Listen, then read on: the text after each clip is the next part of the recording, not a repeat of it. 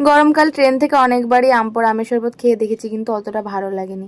তাই আজকে আমি আর আমার বুনু ঠিক করেছি গাছ থেকে আম পেড়ে বাড়িতেই বানাবো আম পোড়া আমের শরবত। আমাদের বাড়ির গাছ থেকে দুটো কাঁচা আম পেড়ে নিয়েছি, তারপরে কাঠের উনুনে দিয়ে দিয়েছি। আর দেখো আমগুলো পুড়ে পুরো কালো হয়ে গেছে। তারপরে ভালো করে ধুয়ে আমটাকে চটকে চটকে চটকে একদম ভালো করে মেখে তার মধ্যে দিয়ে দিয়েছি বিট নুন, আর সাথে দিয়ে দিয়েছি চিনি।